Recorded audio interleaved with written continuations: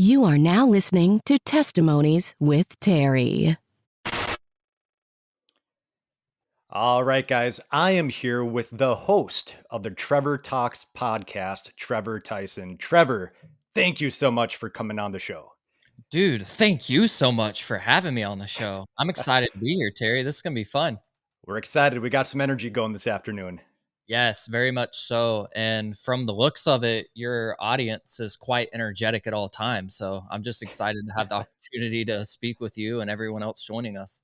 Yeah, let's do it, man. So we were just talking before we pushed the record button that I had saw you on the Ryan Reese show, just kind of sharing some of your story and your testimony. And even before that, I forgot to mention I follow Lacey Sturm, Corey Cooper on social media, and I had saw that they had did like a joint interview, and you were the one who did the joint interview. And so I checked out your stuff. I'm just like, man, I got to talk to this guy. And so reached out, and you were gracious enough to accept the invitation. So I'm excited, man. I'm excited to hear your story. Dude, I'm excited to be here. And it's funny that you bring up the interview with Lacey and Corey because it's one of those things where that just doesn't happen where you have two like forces of rock conjoining in one conversation. And so even that's a whole testimony. I grew up listening to Skillet and Flyleaf, so that was a full circle moment as well. It's like crazy. And being here is just another testimony. It's like, who am I to be able to go share my story? But then I think about it and I'm like, if that's the case, then who is anybody? Because God will use the broken, he'll use anybody. So thank you for having Amen. Amen. Yeah, man. Well, let's get into it, Trevor. We always kind of start off the podcast with where did you grow up and what was family life like for you? Well, I grew up in a little town called Social Circle, Georgia. I'm not making it up. The town's called Social Circle, which is funny. Like growing up, I didn't see the irony of like people having work in social media and such. So now being from Social Circle, Georgia, tiny town, one stoplight still to this day. Um, it's just a very simple town and I love it. It's got your little square or like a main strip there, and that's really it. We just got a Waffle House that's not even open yet. So you know what? We're moving up in the world. We're progressing. I don't have to go to Monroe to get my hash brown bowl anymore. So, growing up in a tiny town like that, just having cow fields surrounding you and such, it's not really I don't know. It's not normal for your kid when you don't even have Wi-Fi in the house barely to have any kind of aspirations to do anything outside of the town, right? So, yeah, just a very simple home life. Grew up with three brothers, two sets of twins, 18 months apart. Poor parents, love them. They went through the ringer with us, so it's it was a pretty simple upbringing, man. I started struggling with my mental health around the age of 16, 17 years old. And that was very taboo around the area. So I just kind of compressed it and sucked it up, per se. And now I know that's probably not the healthy way to go about things. But, with God's grace and his timing, that's something that I learned to conquer daily and try to help other people go through that as well, if that makes sense. I hope that answers your Yeah. question. I'm like ADD to the fullest extent. So if I see a rabbit running, like I'm following it. So there we go. Hey, I'm used to reining people back in, so not a problem there. And I definitely want to touch on the mental health aspect, but backing up, you mentioned you got two sets of twin siblings. Yeah, all boys. Wow, that is crazy, dude. So All where are boys. you in the birth order? I'm the last. So I was the baby, the runt of the litter. And it's funny because all my brothers are like these big burly dudes and I'm just not. So it's great. They got all the nutrients in the womb. So I came out still 116 pounds and enjoy every second of it. Amen, brother. What was that like being the baby of the family? It had its moments and it did have its perks because, being the baby is like, I could never do any wrong, right? But it was, I don't know any other way to do life. So, through all the trials and all the amazing aspects of growing up, when you're the youngest, you're always having to fight for that extra attention, per se. So I felt anyway. In their eyes, it was probably the complete opposite. Like, oh, he gets all the attention. He's the baby, la di da di da. But in my eyes, it was like, man, like I've got these brothers that are state champion wrestlers, and doing all these things, and I've got to find some way to measure up to that. And I can never really find that. And of course, it was all in my head, but just typical boy stuff, getting into trouble, etc. I was never the troublemaker out of the bunch, so I kind of learned from my brother's mistakes. So it Yeah. was pretty interesting. Yeah. What was it like being the only non-twin out of your siblings? Oh, so I was a twin. So Oh, there were you 2 were? sets of Okay. twins, yeah. So I was the last, born out of the 2 sets. Oh, gotcha. Gotcha. My So, twin was 8 minutes older than me. okay. So what was that like then, being a twin, sharing genetics with another person? I'm imagining you guys are identical No, we're twins? fraternal. We're Fraternal. completely don't look alike, which was great growing up because you could say, "Ha, you're ugly." But if you were, like, identical, you couldn't do that because then you're Right. no, it was great, and me and my twin, like, to this day, are super close, like, he actually lives with me, so, like, we just enjoy the company, being his twin was a huge blessing for me, he was always, like, the defender, so I enjoyed like, I'm not gonna say I enjoyed every second of it, of course, everybody has their ups and downs, but, my home life as being the youngest of 2 sets of twins it was a blessing, and I can't say there weren't, like, the ups and downs about it, but just like every family, you have those aspects that are like, "Man, I probably could have done without that," but then also, I was able to grow from it, so, I was never the bigger one, so if anybody was ever hitting on somebody, it wasn't me hitting, it was me getting hit, Mm, and it was never, like, an abusive thing, it was just, like, the brother tussle type thing, so sure. was able to grow from every single aspect of it, and I consider it such a blessing to be from the family I'm from. Yeah, man, amazing to hear. What was school like for you growing up? School for me was like, what was it? Elementary, middle school. I was trying to figure out who I was, right? So I was kind of an outcast, the black sheep of the family, because I wasn't into sports, I wasn't into barbecue, I wasn't into none of that. I was just like, I'm good. So I would say in middle school, I really started chasing Jesus and got a part of my local youth group and really started to dive into that in my personal decision. That was me making the decision for myself like, hey, I really enjoy this. I enjoy the community that I'm in, and I just want to pursue this. So I would say around 7th grade, I really just felt this call, and God was like, dude, you're going to be a leader. Like, and I didn't know what that meant. I'd never led anything. So around 8th grade, I became the FCA president for my class. And then when I got into high school, I was FCA president, which was funny because it's Fellowship of Christian Athletes, but I was not an athlete at all.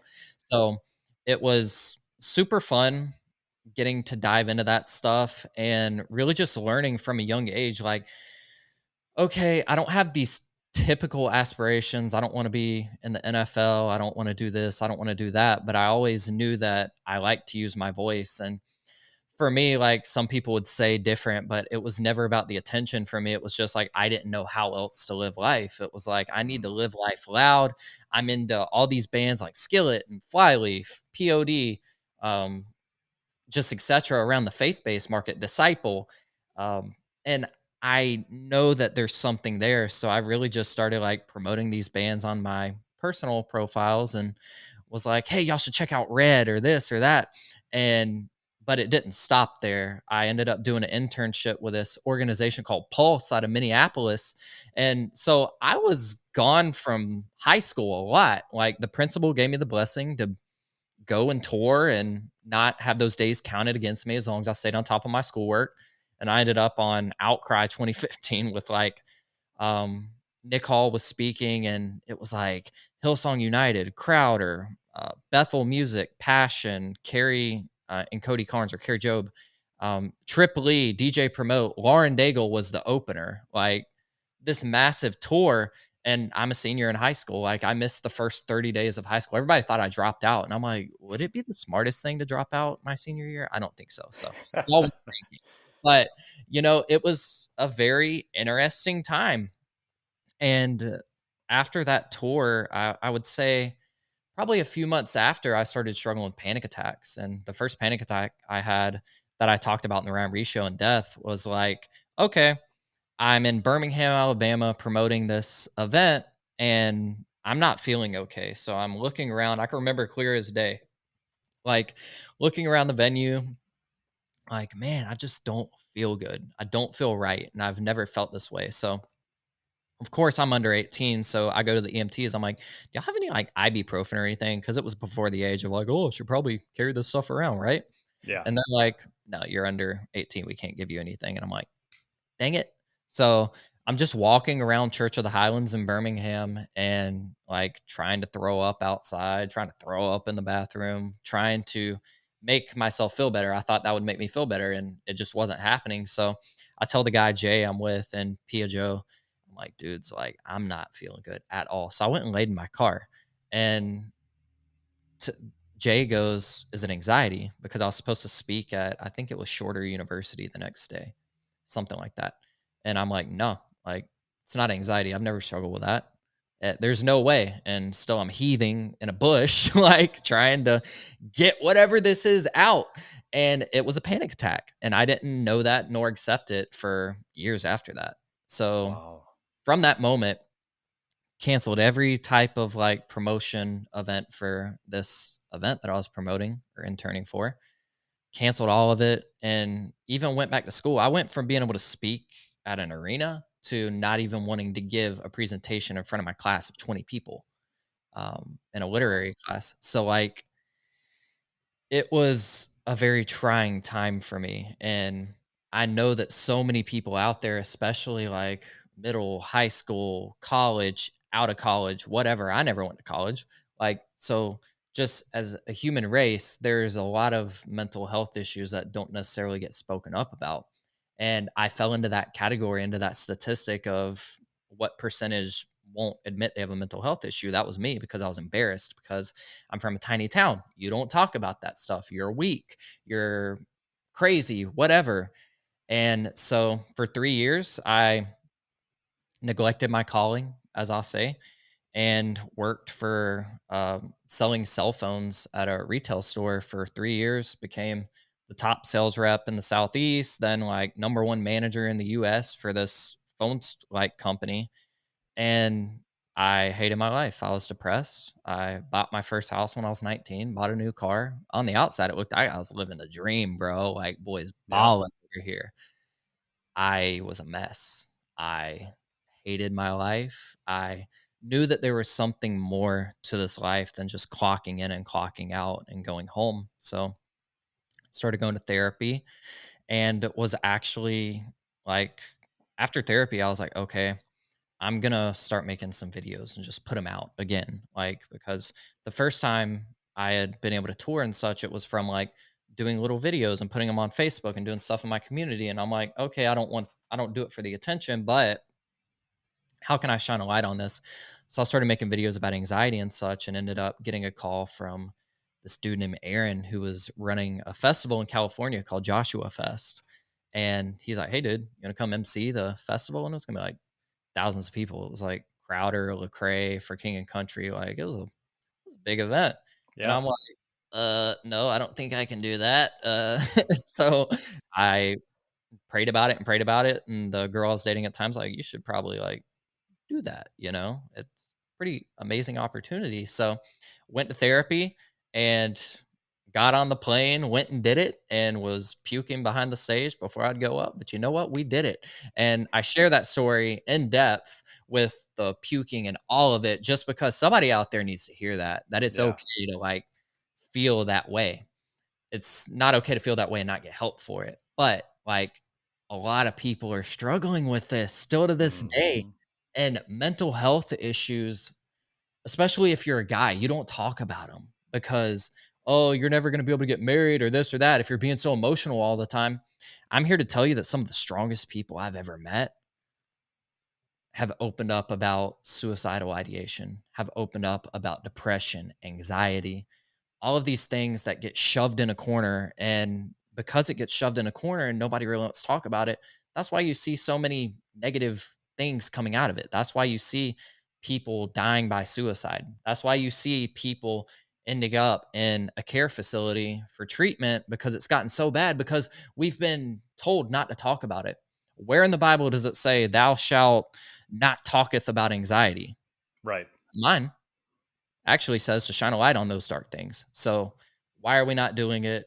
Why has it become a church-wide topic to like compress this stuff down?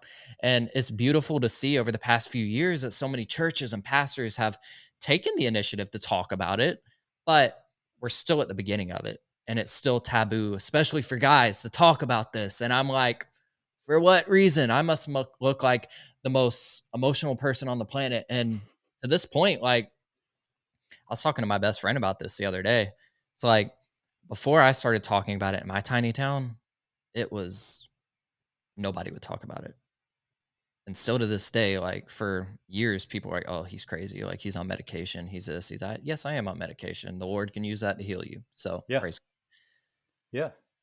In so many tiny towns all over the world and big towns. Like if you're living in New York City and you have a million followers on Instagram and you're flashing all these selfies and making it look like you have this huge community and people are like, oh, I love you. We live in the most connected time in history, yet we feel so alone. We're not having community right in front of us. Like Terry, you and I having this discussion and the people that are tuning in that we're discussing this for and with, that's not the same as having community where you're at. Am I saying to go jump and join a church if that's not what you want to do? Like, probably. Like, you probably should do that because community is a huge thing for people, but it's baby steps. Where do we start? For me, it was accepting that I had something that wasn't quite connecting in my brain and I needed something to help counterbalance that. Jesus, therapy, and medication were a very healthy thing for me. Is it going to work for everybody? Is it going to work the first time you go see a psychiatrist or a therapist? No, they might not be the right one, but you can't lose hope. God's got a plan for you. He's got a purpose for you, just like he does for me. And none of our purposes are bigger or better than anyone else's out there. We have to realize that we're made so uniquely and so beautifully made by the God of this universe that there is a solution. And the solution is not taking your life. It's not beating people up who beat you up verbally while you were growing up. All the trauma that you experience, we see it, we hear it, we acknowledge it. Let's move forward. Let's address it exactly where we're at. Yeah. Doesn't mean you call your mom and tell her all these terrible things that she did to you growing up or things that they didn't realize they were doing or your family. That's not how you address that. Seek a close friend, a counselor, a youth pastor, a pastor. Have somebody to talk to it with that you really trust and know that will be there for you. And all of that, as long winded as it might sound, the simple message is it's okay to feel this way. It's okay to feel as if this isn't normal. It's not okay to compress it. It's not okay to tell yourself that you're a mess and there's nothing that can heal you because I'm here to tell you that, like, in my life, Jesus, therapy, and medication, and just having a community around me, and it may not be in your community, you may have to seek that out. That's been the biggest healing journey that I could ever tell. It's just like, okay, I'm going to grow from this. I'm not going to allow this to defeat me. I'm going to get my butt out of bed every single day that I'm feeling anxious like this. I'm going to go to that business meeting that I'm having so much anxiety about. I'm going to fly to California for that radio interview that you brought up that Yeah. I'm anxious about. I'm either going to feel anxious in bed and not do something, or I'm going to feel anxious on that plane and then get there and realize, oh, God's got a plan for this and find the comfort and fight Amen. through the angst and the depression and all of the things because they don't own me. They're not my identity, and I'm stronger than my symptoms. And I hope that people out there can realize the same thing for themselves and maybe use that as a tagline as I have to just like, I wasn't slapped in the face by Benny Hinn, fell off a stage and healed in one instance. Do I believe God can do that? Yes. Do I believe it's going to happen for everyone? As much as I'd like to, that's up to God. And I'm not him. I'm not the Yeah. judge. Um, it is what it is. And there are ways to fight this mental health epidemic. And I hope that my story is able to encourage other people to pursue the life that God's called them to through the anxiousness, through the depression, and to realize you can't say it's my anxiety, my depression. these are symptoms of something. Let's get to the bottom of it and let's press forward with our lives. Yeah, I think I told you, Trevor, but I work as a marriage and family therapist, and that's what I always tell my clients is that don't say my depression, don't say my anxiety, say the depression, say the anxiety. It's a condition that you are fighting, but it's not who you are. Don't take that on as your identity because your identity is found first and foremost in Jesus Christ. That's so true. And it's so good that you bring it up as a counselor to be able to say that. Like, people need to hear it. And the fact that you have this show as a platform to be able to tell people that, that shows the character that you carry, Terry. Mm, Like, I you appreciate carry that. Terry. I like it. New show. There we go. Yeah. It's huge. Like, people need to hear this stuff. And unfortunately, like in today's political climate, economic climate, therapy to a lot of people is still very much what do you call it? It's a luxury because it's expensive, but there are other ways to receive that help. Um, and just simple Google searches for mental health care in your area. There's sliding scale resources for people to be able to be more affordable for everyone out there. And there's this counselor I always bring up. Her name's Alexandra Thompson. Thompson. She's in the Atlanta area, and her vision is to see counseling centers in every single church in America. It's called Cumberland Counseling, and I find that so amazing. And there's so many people out there like yourself that are just like, we want these resources to be in every single person's hands, just like every single person has a phone right now. We need to make sure that everyone is able to receive the care that they so well deserve. And I don't know what that looks like. And I don't claim to be the politician, pastor, or advocate to see that through. God calls me to it. Praise God. If he calls you to it or somebody listening to this, praise God. Run after it. But hopefully everyone can find some sort of care, whether it's just speaking with your pastor at your church, if you're in high school or college, going to see a school counselor, like somebody out there wants to see you succeed. They do. And there's so many resources out there, and it's still taboo to talk about it, unfortunately. So you don't see as many people advocating for it. But I do have a seeping belief that we're at that turning point in history where we'll be able to see more resources, more affordable care, and more people just to be able to have that conversation to open up that, like, maybe it's just like me, like Jesus therapy, medication, like all of these things were beneficial and helpful in my life. And they were all created by the God of the universe. And he loves each and every single one of us equally. And to take hold in that and to realize that their life matters and it's okay to feel that way, but we're going to press forward from it. Yeah. Amen, man. And like you said, I think we are kind of turning the tide with this. And how I know that is I'm seeing more and more clients in like their 50s and 60s, sometimes even their 70s, come to me, first time ever in their life, come to counseling. And for all these years, they've been carrying trauma or depression or anxiety. And when they finally sit down and like get that out and express it, you can visibly see the relief that happens within their body, and you just kind of feel within their soul that I'm so glad I don't got to carry that anymore. And so I'm believing with you that we are turning the tide on that. Yeah. And the crazy thing is like, I heard this the other day, like when people discuss generational curses, they're speaking of trauma, the trauma that your family has gone through, the trauma that you've gone through. That's it. Like, it's not a curse per se. It's only a curse if you allow it to keep happening. Like, Yeah. let's all dive in, tackle this thing, and see this generational curse broken for the rest of your family. It, Amen. it's such a beautiful thing to realize. Like, I'm not cursed. Like, no, you went through some trauma. Let's work through it together. You know. Yep. Yeah. The importance of accurately diagnosing the problem, right? We're not cursed. There's 100%. trauma. Yeah, and it's like when your AC goes out, in my family at least, it's like, all right, let's get 3 quotes, figure out what the best deal is. You know, the first time you go see a therapist, just because they're a therapist or a counselor or a psychiatrist doesn't mean they're the one for you.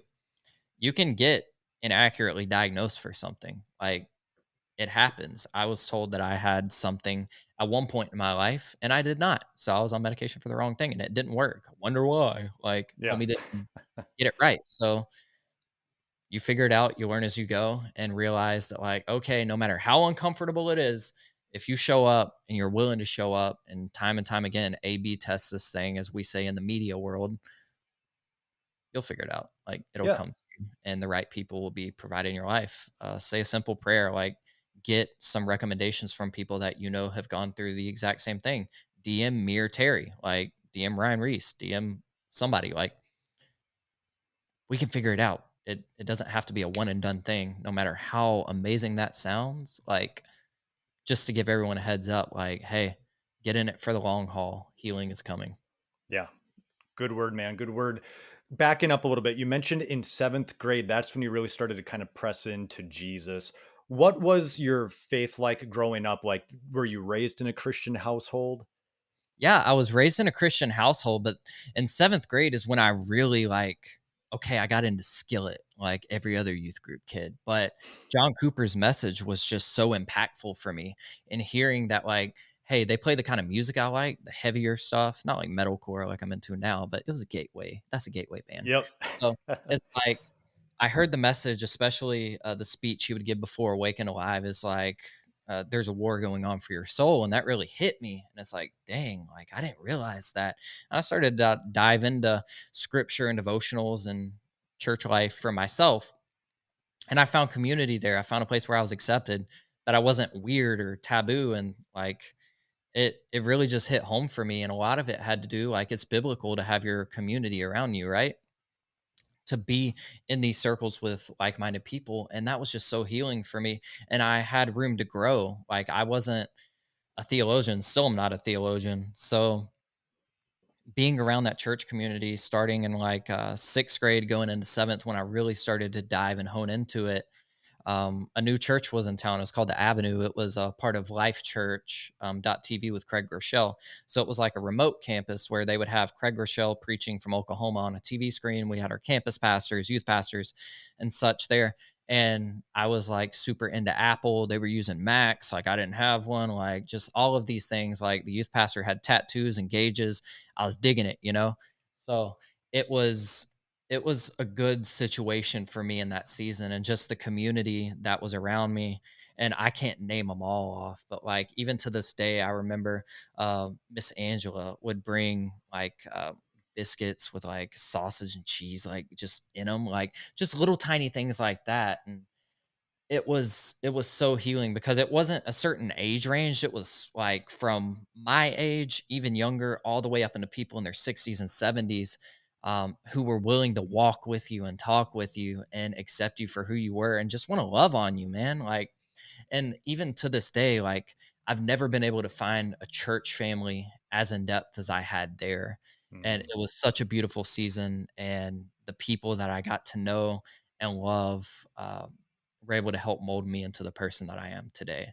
So whether you're in high school or you're in your 60s and retired, like seek for that community, because even to this day I'm seeking for that community, and hope and pray I'm able to find something that in depth one day. Not like God mirror this, but just to have that community around me, you know.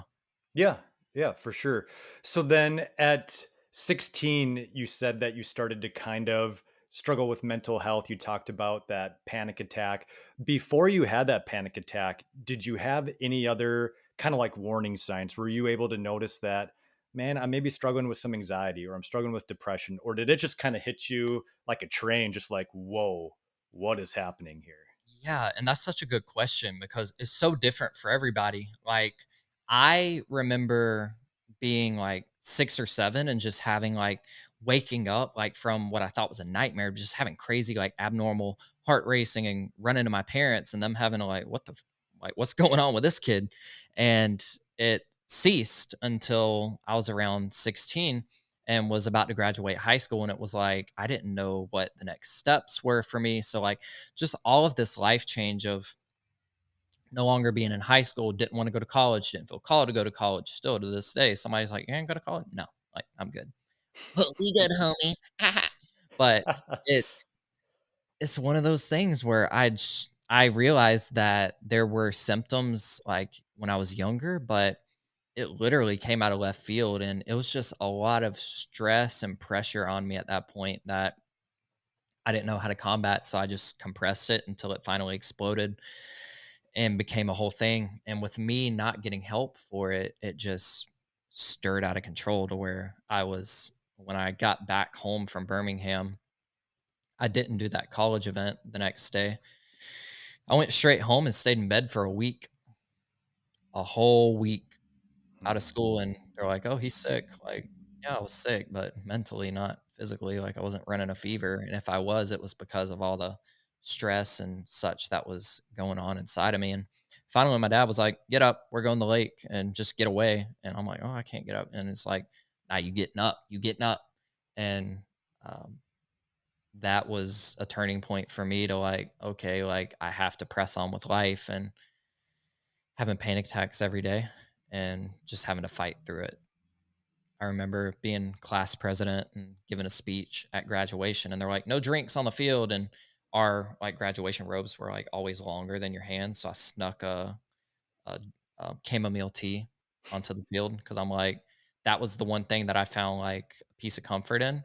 Mm. I was like, if I'm giving this speech, I'm gonna have my tea. You know what I'm saying? So snuck that sucker on the field, and nobody said anything. And I was able to give the speech, and they told me not to get rowdy and loud like I normally do.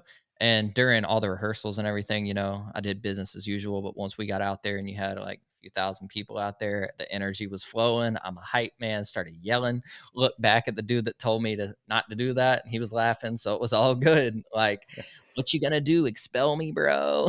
So it's and I say that to like, if you're scared of like or having anxiety about public speaking, like 9 times out of 10, I'll have like anxious feelings like getting to the airport and such. But once I get there, I'm good.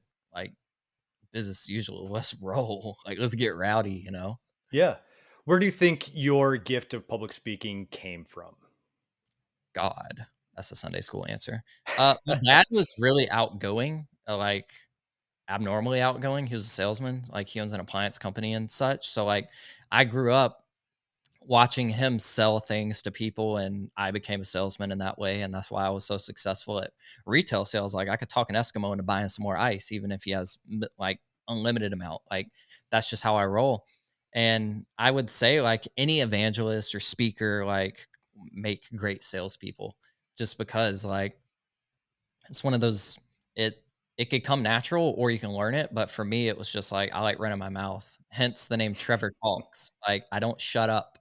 So when it came to like public speaking and such, I don't claim to be the best speaker in the world. I don't claim to be the best podcaster in the world. I just simply talk, and if you want to listen, you can. If not, cool. Like praise God. Hope it Yeah. finds someone that does. You're right. Right. So going back again a little bit, I know we're kind of jumping all over the place, but hey, we're just letting the spirit guide this thing.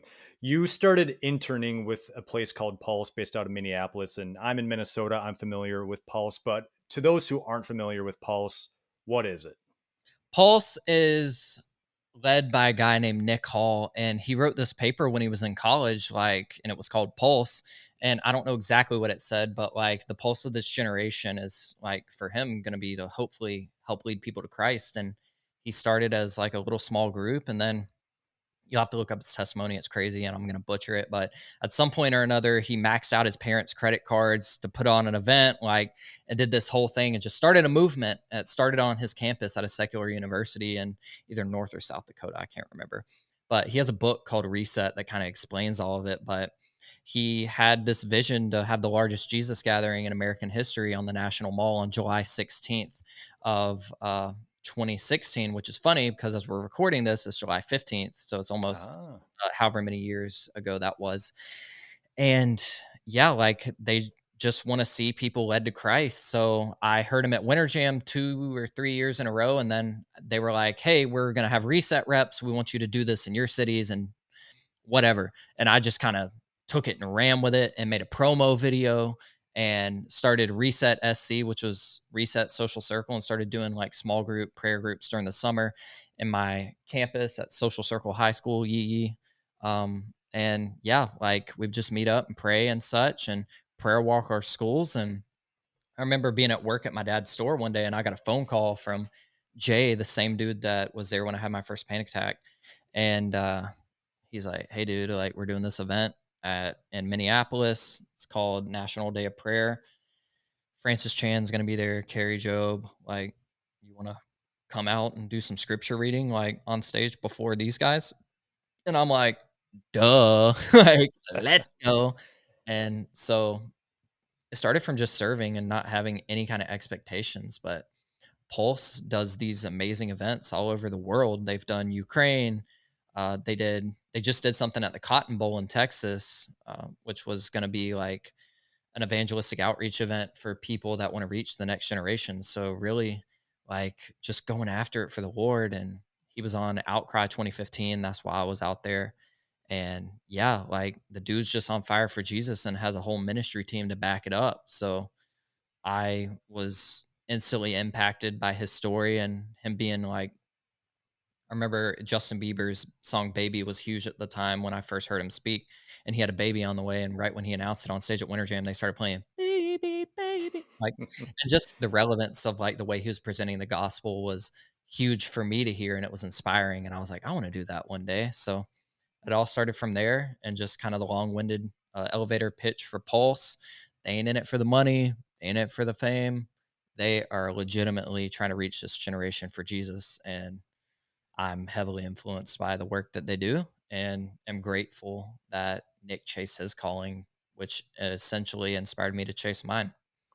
Right. I mean, you talked about in seventh grade how you feel like God really kind of put that word leadership on you. And I really see that coming out during this time where, yeah, you became a Pulse rep and let's start, Pulse SC and let's do prayer groups and prayer walks and everything. So that leadership quality, man, that was already starting to come out. Obviously, you were the class president, so that's leadership as well. And so God's opening up these doors for you, man. You're speaking with Pulse, you're speaking at all these events, thousands of people. You have that panic attack. You say, man, I'm just canceling everything. At what point did you recognize or identify that I need to get some help here? I believe it was 2018, early 2018. The girl I was dating at the time, who was a key, like cornerstone, and me going to therapy for the first time. She's like, "You should probably go to therapy," and like just encourage me to do it. And having that person to support me to do it, like, was a huge thing for me. Like, that was the person God used to get me into therapy. And I realized, like, okay, if I have these aspirations and I have this drive to do this, and mind you, when I was in high school, I was doing the pep rallies, like hype man and everything, doing the morning announcements. So me having like a podcast and a brand now is not a surprise to anybody, because it's not something that I woke up one day, I'm like, I want to get famous doing this. And I'm not famous, like never have claimed to be. But I just have a motor mouth and a vision and just want to, I can't wake up and do anything else. Like, I wake up on a daily basis now and I'm like, you know, I own my agency. I'm working with a lot of really amazing artists that I grew up listening to. And like in that moment, it was like, okay, if I ever want to be able to do any of this that I've always wanted to do, and it's just something that God naturally laid on my heart, like, use your motor mouth, bro. Like, you like to yap, do it with purpose. I realized, like, through a series of conversations with her, that I was like, "Man, God's really using her to run this therapy thing into my brain."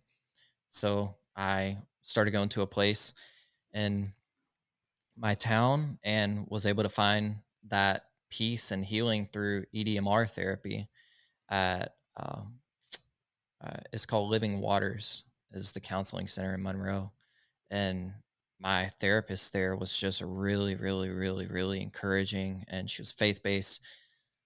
It was exactly what I needed in that season, just having the conversations, going through previous trauma that I had gone through and things that I'd compressed over the years, and was able to gain that confidence back that I needed to be able to do this now. And like I say, like, I wasn't slapped in the face by Benny Hinn or Will Smith in 2022.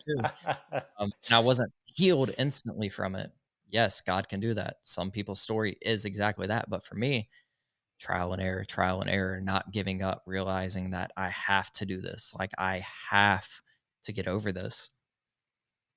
And the process wasn't easy, and it's not easy, but I'm dedicated and willing to do everything possible. And whatever that looks like, if it's like going to therapy on a daily basis. Like, I'll just have to make it happen. But God's got a plan for everybody. He had that plan for me. And I'm just, even yesterday, I texted a friend. I'm like pinching myself. Like, we started rolling out a record this week for a client that like I grew up listening to. And it's like, in what world does Tiny Trevor from Social Circle get to roll out this record globally? Like, lead the creative team, lead the strategy, lead the marketing. It has to be God. It has to be God. And that's where I point people. It's like, it's not going to look the same for everybody. It's not going to look exactly like it does for me. And I don't claim to have all the answers, but God does. And even if I don't have like a direct answer for you, like if you're arguing with me about faith or something, why is this happening? Why is this happening? Why is this happening?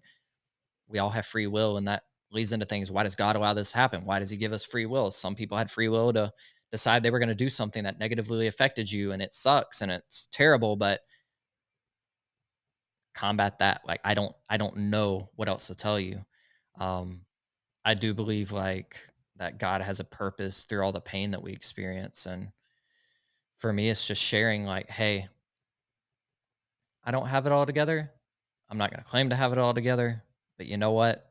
I'm going to choose to fight for my sanity and my freedom. And that freedom that I have in Christ has essentially been what's kept me pushing forward to this day. 24, going on 25 years old, and still out here trying to make an impact. So if anybody's listening and they're like, man, dude, I'm struggling with this, I don't know what the next step is, that's totally okay.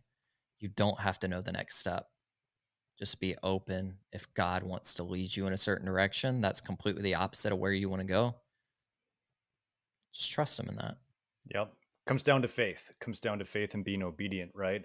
You a little while back mentioned the word trauma. And that was the first time that that word I think came up in this interview. To whatever level you're comfortable, Trevor, what were some of that trauma that you went through that you did have to unpack with EMDR?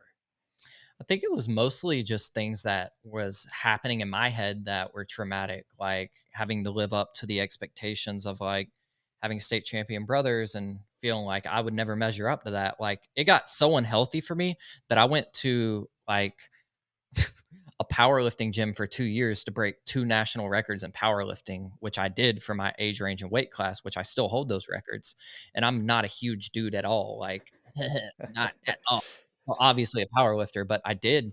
And I realized that that wasn't going to fix anything. So it's cool, but I use it more as a punchline for a joke now. Like, yeah, I'm a two-time national champion power lifter, and people laugh. And then I'm like, and look up and they'll show it on the screen, me with the medals and stuff. And they're like, oh crap. Like, that's just like, I tried to find earthly things to heal that like expectation that I felt like I had to meet in my head.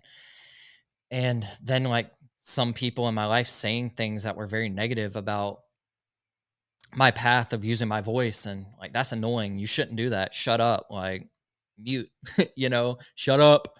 And just all of those things I compressed in, and they were locked in the back of my head, and they caused insecurities, and just feeling like I was not a good looking person, or like just demeaning myself because I was so short and small and didn't weigh a ton, can't gain weight to gain muscle bulk, all the things like just a lot of things that I felt on the masculine card weren't working for me in my favor.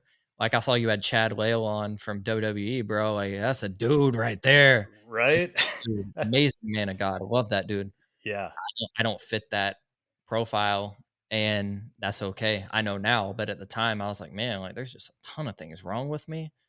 And that was just me beating myself up. Like, I never dated until I was out of high school because I was so insecure and never went to prom, homecoming. And I'd mask it with ministry stuff like, oh, I'm going to be on tour. I don't need to do that, blah, blah, blah.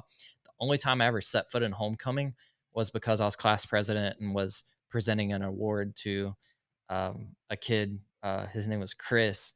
And he was like, uh, he couldn't walk right, and like he was in special ed, and but he was the most encouraging, life-giving, loving person I'd ever met in my life. He'd come do the morning announcements with me. He would say the pledge every day. And before that, like, he wouldn't really talk that much, and he was able to build up the confidence to come say the pledge with me at graduation. Like, I was able to give him we made him like a WWE belt that had a SC on it. Like, he was a champion, bro. That's the only time I stepped foot in homecoming. And yeah, all that was rooted from insecurity of feeling like I wasn't good enough to meet a certain profile. But that was most of the trauma in my life. I almost drowned when I was like 8, but that wasn't really a thing for me. So it's not like these life altering moments per se. But then I've also had friends die by suicide, Mhm. and I've had to work through that process. And they weren't just like friends from home, they were like world renowned mental health advocates, pastors, and uh, that was completely out of left field. And I had to heal from that. And I didn't realize, like, okay, I finally found this person that listens to the same music as me, has tattoos, like dresses, like just fit the profile for a mentor. And then a few months after that, uh, getting the phone call, that was pretty traumatizing. And I don't have all the answers. Like I say, like, why would God allow that to happen? Why would He allow someone to do that? And it's almost as if it's like a cancer. Like, you can't see it instantly, but it could be deteriorating. I think that's the right word on Yeah. people's brains. And you just have to realize, like, it happens. We have free will, and mental health has like these effects on people that to where you don't necessarily know what you're doing at the time. So just a lot of things that had piled up that I hadn't sorted baggage with, if that makes sense. So I just had to unpack it all and realize that it's not my weight to carry. And I hope that answers your question.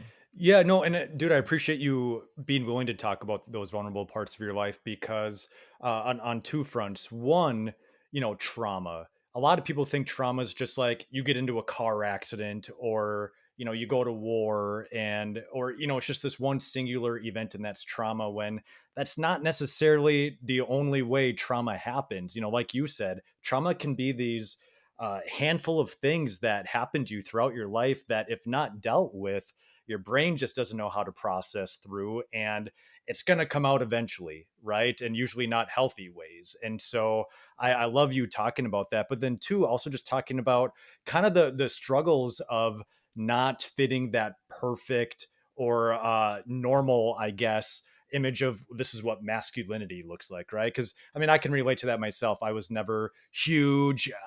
I'm the least handyman. Anybody that knows me knows, Ooh, I don't fit that mold either. you ain't worse than me. I had to have somebody come hang picture frames, bro. Like, I'm just not like, gotta measure and laser like this and make sure that nah, like, I'm good, bro. Like, I call Frank. Frank comes and does it. So Dude, I am so blessed I got my wife. Like, she hangs my pictures. No hey, kidding. She installed a toilet in our bathroom, like all by herself. Like, I'd be lost without her, dude. God showed me a dude, ton of favor with her. yes, Lord. Yes. Like, it's not me either.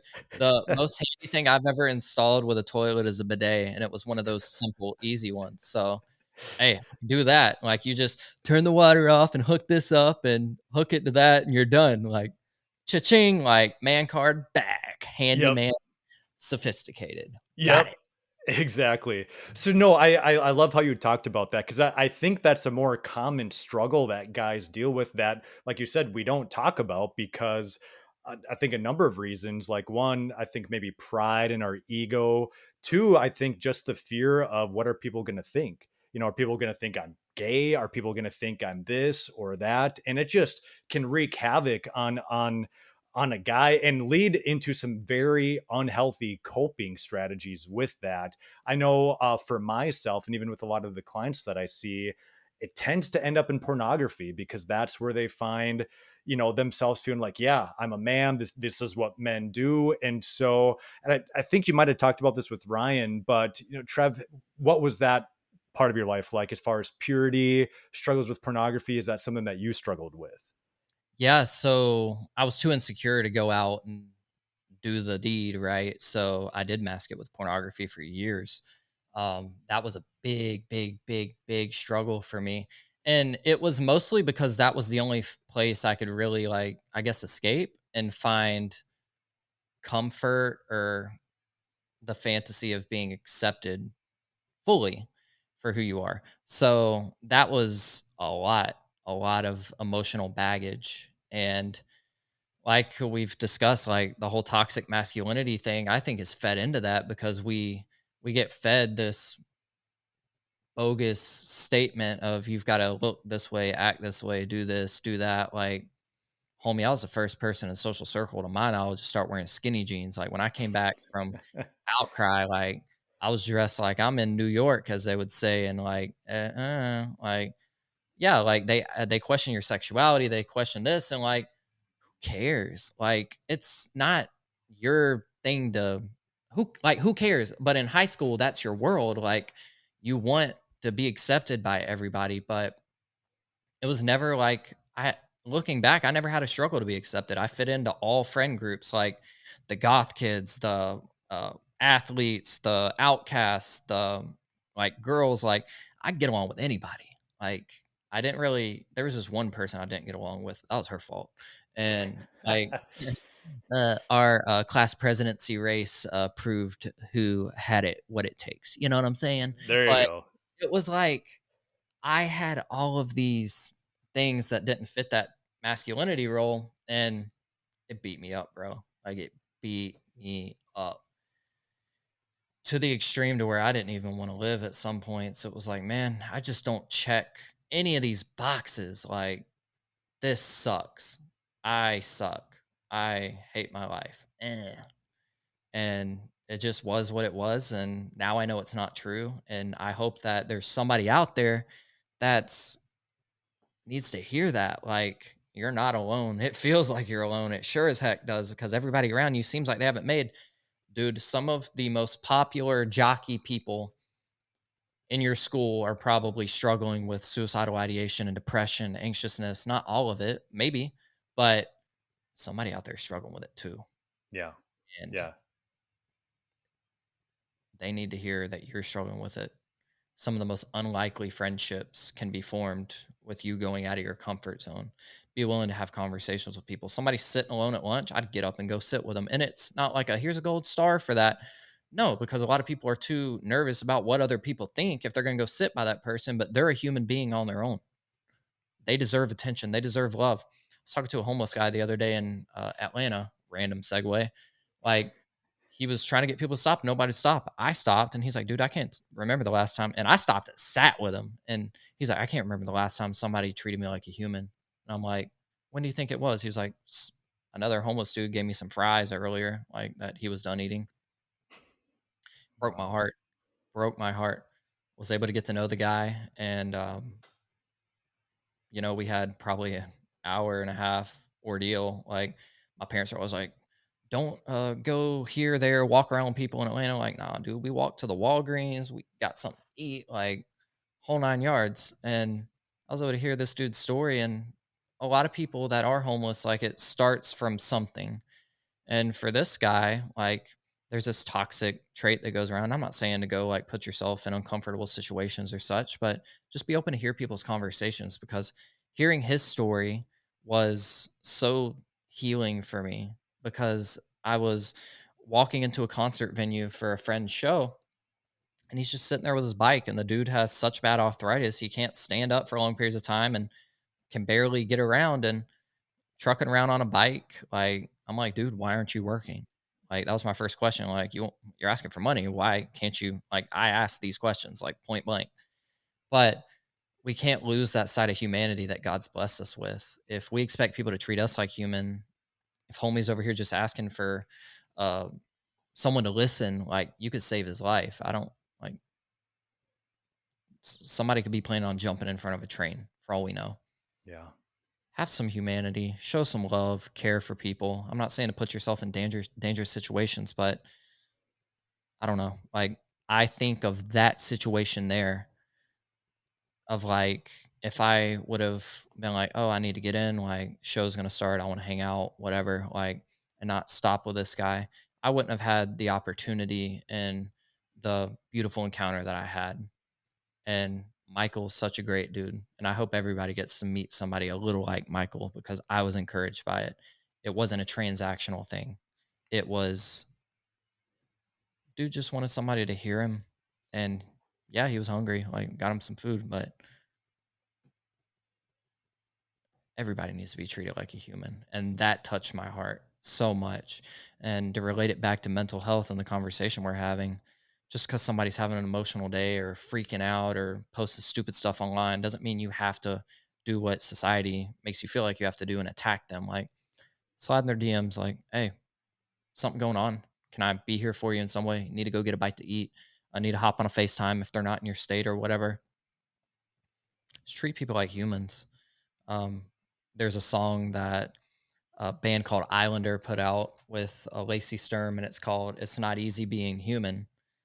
So true. It's so true. Yeah. It's not easy being a human. Like, getting bullied, having negative experiences. Some people have been sexually assaulted or harassed or almost murdered. Like, you don't know what somebody's going through. You don't know what your coworker or your classmate is coming to school after being treated a certain way at home. You don't know if they're getting bullied at school and at home. You don't know what people Yeah. are going through. So just have Yeah. a little more openness and humanity there. Man, I think that's a great challenge for us all. And it's really what it comes down to is just being Jesus, being Jesus to others, showing people the love of Christ because that's what he's done for us. And it's too good to just keep to ourselves, right? And that needs to pour out of us. And man, I mean, who knows if you'll ever see Michael again, but you probably made such an impact in his life that day that he's never going to forget that. And it just comes back down to just exemplifying Jesus. And you mentioned that with your mental health battle, Trevor, that Jesus therapy and medication has been kind of your recipe for uh, getting over that and persevering through that. I want to focus on the Jesus part. What was your walk with Jesus like when you were really in the throes of that battle? And how did you lean on your faith to get you through that? Such a good question. And of course, like, I had my doubts at times and I had those instances where I had to push through it. But if we're being really honest, my faith was all I had. It was literally the cornerstone of that whole battle. And like I said, I had my doubts and I had my moments where I'm just like, man, bump this. But really diving into the bolts of it all, like the anxiousness, the depression, the looking like I had it all together on the outside, it was all counterbalanced by that faith. And like, I know God wants to do something with my life and I know that he has a plan for me. I got to a point where I was so anxious at times when I would drive to a young adults group at church, I'd get to the parking lot and be having a panic attack and just go home, not even go in, go to eat.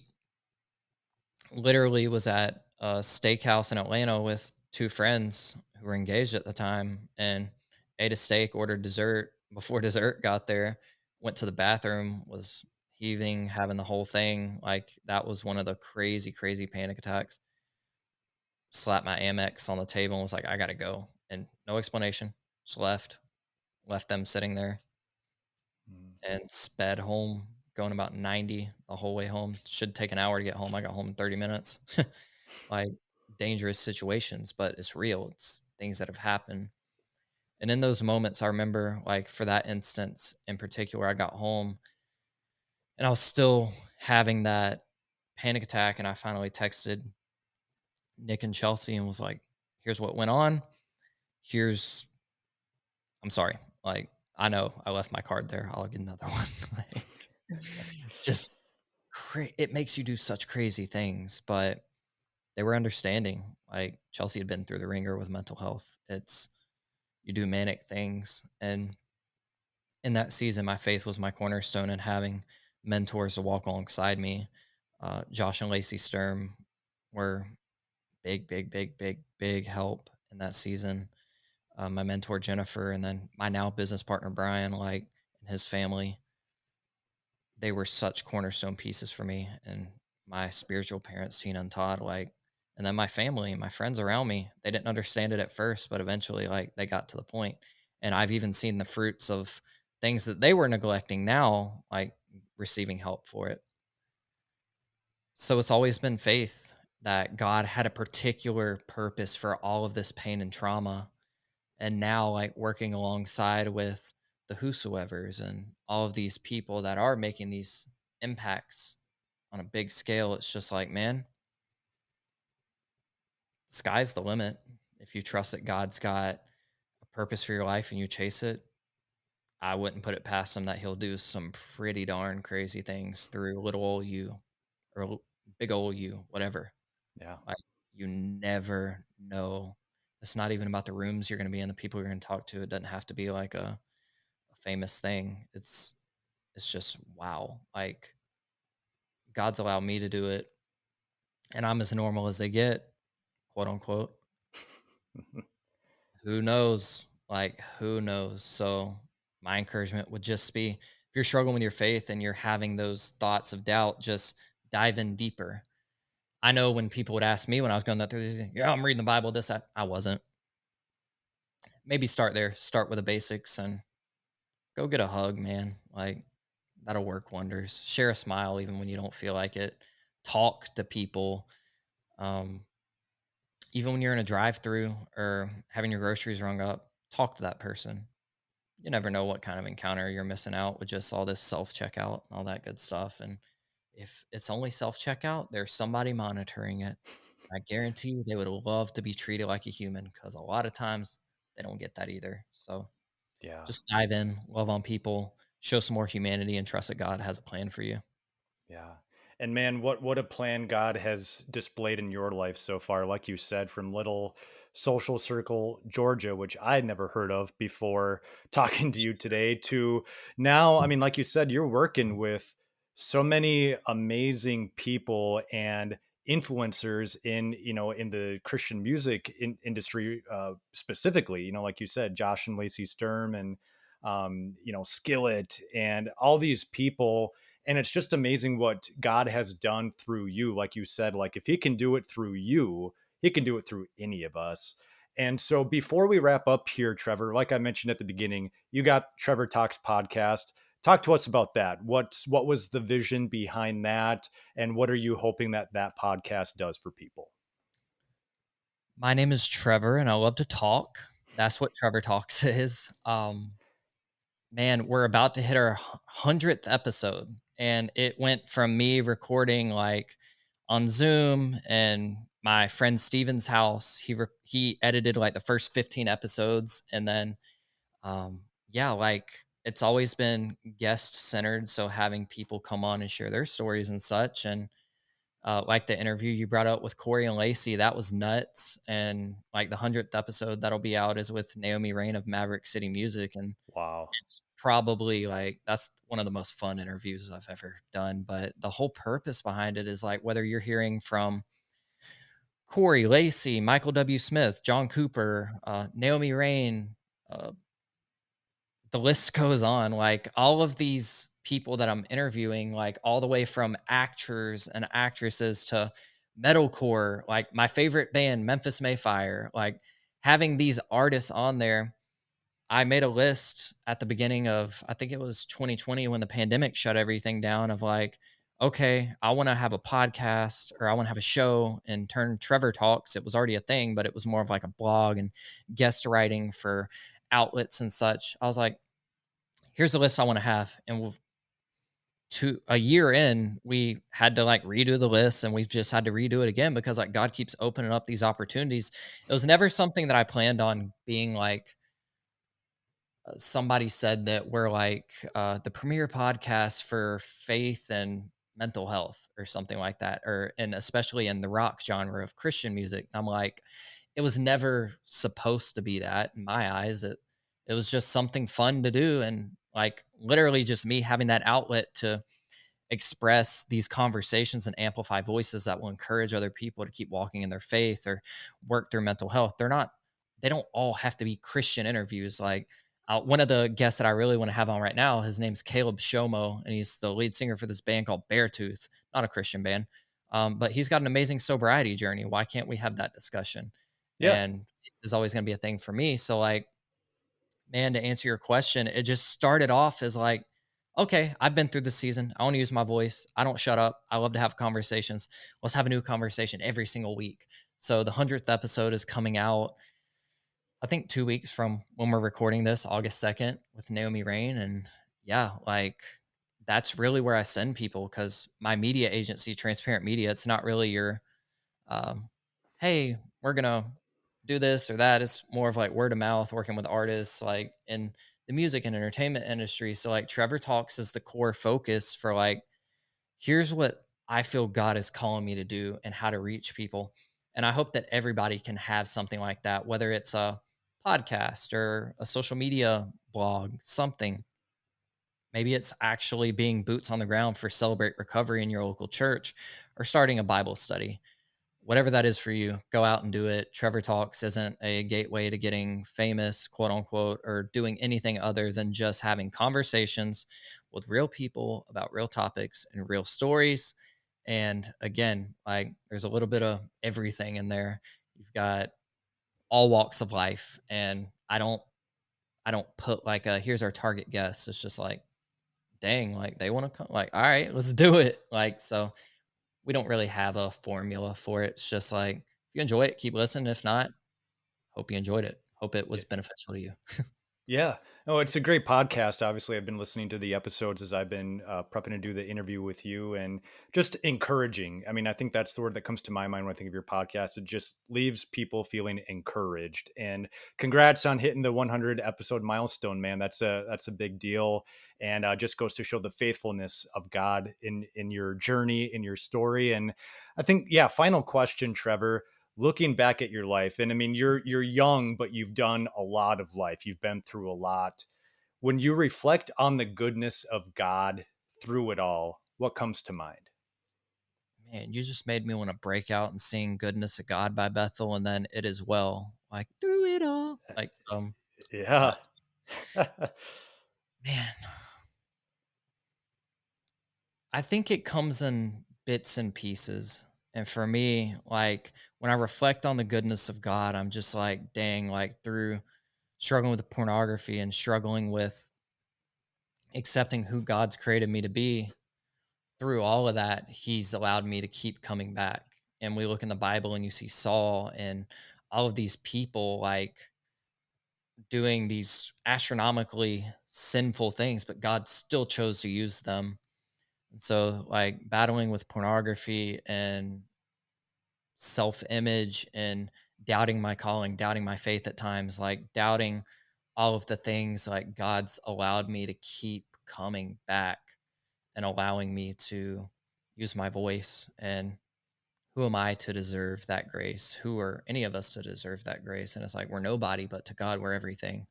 So reflecting on the goodness of God in my life is just simply looking at, like, for me, like seeing the timeline that I've had in my life, being like, there's so many times where God should have just wrote me off, but he didn't. And I'm eternally grateful for that. And I'm nowhere near squeaky clean. We've all got our things that we deal with, but through it all, like the goodness of God is reflected through the fact that he chooses to continue to pick us up and help us carry on time and time again. So just encourage anybody out there that's listening to this. If you feel like God's written you off, he hasn't. He has a plan for you. And take it from a little old me. Like, just keep chasing after it because he has freakishly amazing aspirations for each and every single one of us. And it's not going to look the same. There's no blueprint to success. So just trust him on that. Walk through it with some trusted mentors and quit wasting time. It's time to go. Let's go. Let's go. I love it. Trevor, man, God is using you in mighty ways. Keep doing your thing, man. I'm loving what you're doing. You are a voice of this generation, I believe. And I believe God's going to just continue to open up doors for you to share your story and to just share the goodness of God. Thank you so much, man, for coming on. I really enjoyed our conversation and love to keep in touch with you. Dude, of course, Terry. And thank you for everybody that tunes into this podcast every single week. Like, this is amazing. I really love what you're doing. And I'm super grateful for the warm welcome and all the kind words. It's greatly appreciated, and I'm walking away encouraged. So thank you. All right. Be blessed, man. You too.